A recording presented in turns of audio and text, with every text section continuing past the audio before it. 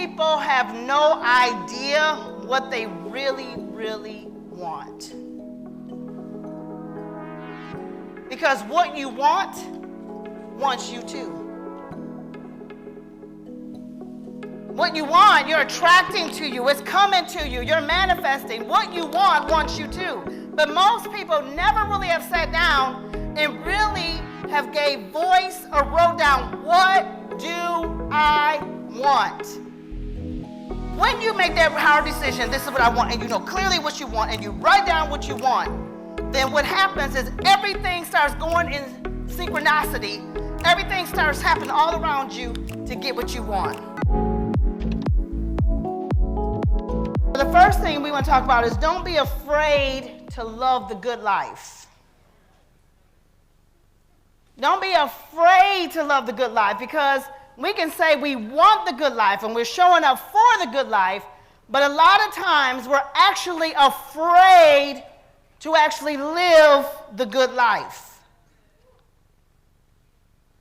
The good life is planned, it doesn't just happen. It's very intentional. It doesn't just show up. It's a planned effort to live the good life. It takes consistent, intentional effort. You have to decide one day you wake up and choose, I'm going to live the good life. And then you got to expect it to be for you. You got to expect too much good.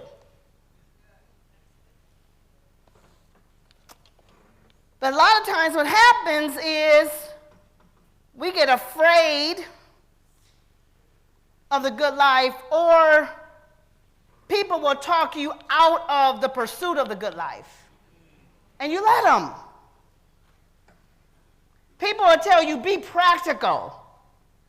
Okay, so I'm not prospering. I need to be practical, not prospering. People will tell you, be real. So I need to be real. That means I can't be rich. People will tell you, be wise. Okay, to be wise means I can't be wealthy.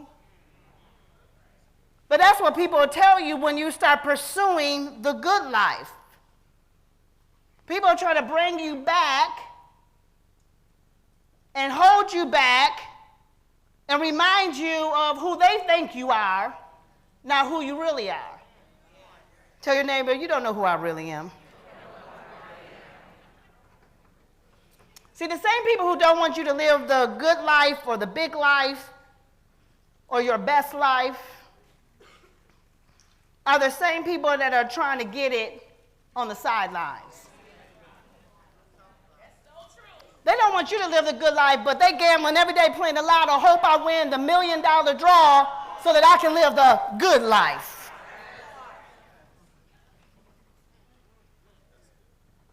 You got all kinds of people telling you that you should just stay put. So you got to take the fear out of much too much. You got to take the fear out of the good life. You got to take the fear out of having real money. Some of you, I don't want to make that much because of taxes. You know, sometimes that's passed down to you from tradition, family. Like, you don't want to get into that bracket, but you can't be afraid of having to pay out. Afraid of making too much. So you want to live the good life, but you're afraid of much too much. And then you have cousins and relatives and friends and maybe even sisters or brothers that can't even take you a little bit on your way to a lot. And then you downsize for them or dummy down what you have for them. Oh, it's not that much. Oh, I don't want them to see this. I don't want them to know this. You can't even give a good testimony because you don't even want them to know this, how good it really is. Don't say too much. They're going to borrow something.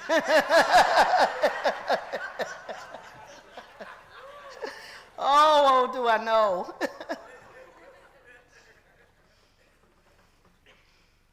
But sometimes we have a shame of the good life because we allow others to make us dummy down our goals, think small, water down what we want.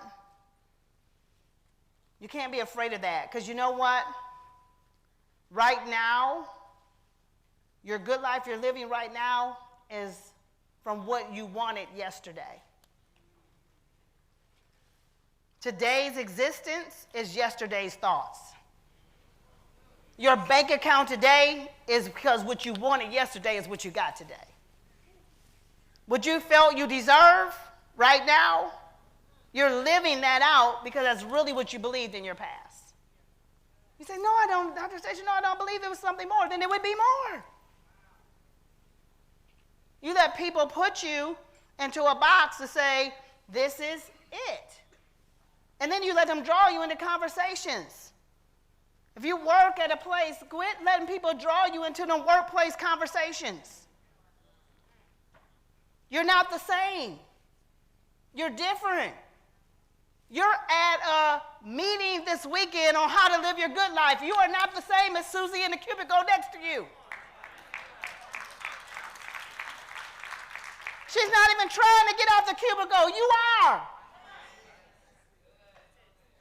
So why are you letting Susie dictate your conversation? Don't even enter it with her. Do that. I'm working. She's going to think something wrong with you and stop talking to you. Good. Okay, then don't be afraid to let people expose you to the good life. Allow others to expose you. Set yourself up so you can have exposing moments. And when people expose you to the good life, know how to accept it. Know how to take it. Know how to be present. Get you a seat at the table. And when you get to the table, learn. Don't be a know-it-all, be a learn-it-all. And adapt. When you get a seat at the table, the good life table, when you get a seat there, make sure that you take it all in and adapt to those around you. Don't come to the good life table being contrary.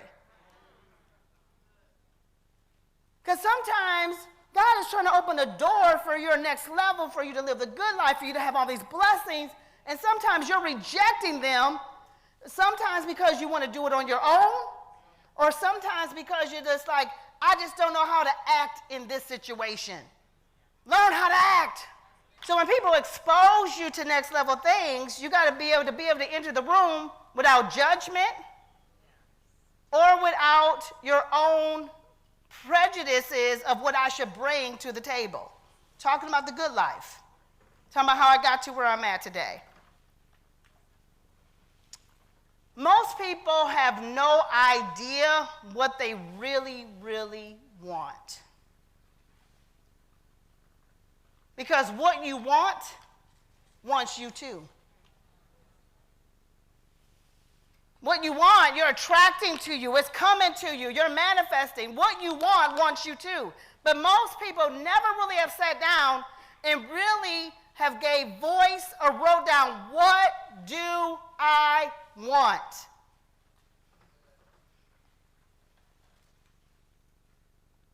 You got to get clear about what you want. You can't be afraid to write down what you really want. Then once you write down what you really want, then you got to be very decisive that I'm going to get what I want. When you make that hard decision, this is what I want, and you know clearly what you want, and you write down what you want, then what happens is everything starts going in synchronicity. Everything starts happening all around you to get what you want. People will fall in place. Things will fall in place. Airline tickets will drop. Money will come in out of nowhere. Somebody will give you a suitcase. You'd have a suitcase to take the trip. You'll win at work the bonus to have the money to go. Somebody will offer you something like a car service. I mean, everything will fall into place to have what you want when you know what you want. What you think about the most is what you want. I think about bills the most, but that's what you want, some more bills. That's what you're getting. I said this is intentional and purposeful. To create the good life, you have to write it down, you have to decide it, and then you got to put it into your thought process. You have to begin to, on purpose, incubate it and think about it like it's yours. What would you like to be like? What do you want to be like? What do you want? What do you want to have? What are the things you want to have? What do you want? Where do you want to go? What do you want? Where do you want to go? What do you want? What do you want to achieve in life? What things do you want to achieve? What do you want? What do you want to look like? What do you want? What do you want to be known for? What do you want? What do you want to be known for? How do you want to live? How do you want your daily life to be? What do you want your existence, your life to be like? How do you want to function at home? What do you want? Tell your neighbor, say, neighbor, what you want wants you to. Say the first thing to getting what you want is writing it down. The next thing is thinking about it. The next thing is going to come to you. I can't wait to see you have everything you want. Come on, give your neighbor a hand.